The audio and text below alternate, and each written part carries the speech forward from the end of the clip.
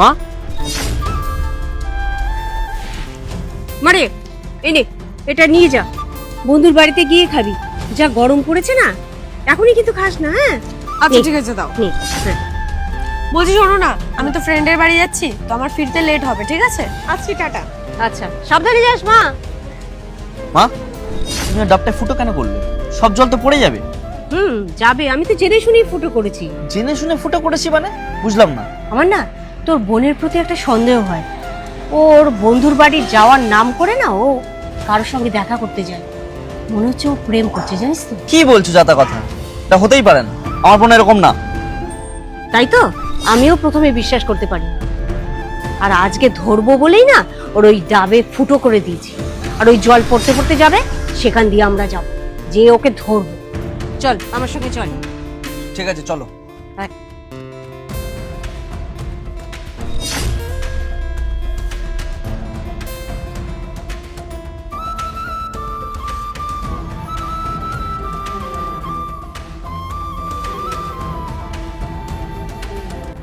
আজকে তো বেলা হয়ে গেল, রিয়া এখনো আসছে না।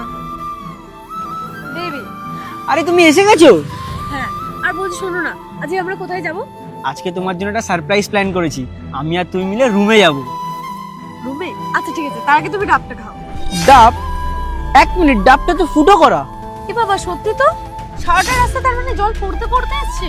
আমার মনে হচ্ছে ডাবটা জেনে বুঝে ফুটো করা। কে দিয়েছে বলো তো ডাবটা?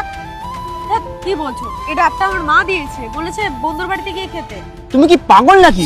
আমার মনে হয় তোমার মা ডাবটা ইচ্ছা করে ফুটো করে দিয়েছে, যাতে আমাদেরকে হাতে নাতে ধরতে পারে। আরে ধ্যাত, কি বলছো? আমার মা এরকম কেন করবে? আর সন্দেহ যদি করারই হতো ডিরেক্টলি বানা করে দিত, যাতে আমি না বেরোই। তুমি বুঝতে পারছো না, আমি আর তুমি একসাথে এখানে আছি। তোমার মা আসলে তো তোমার দাদাকেও নিয়ে আসবে। হ্যাঁ, তুমি ঠিক বলেছো।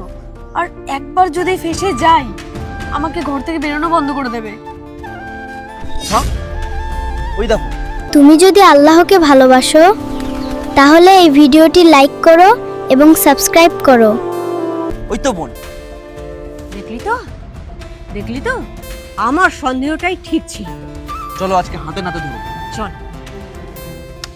হ্যাঁ তুমি ঠিক কথা বলেছো, চলো পালাই। 1 মিনিট, কোথায় পালাচ্ছ? এরপর কি হলো দেখতে চাইলে সাবস্ক্রাইব এবং কমেন্ট করুন।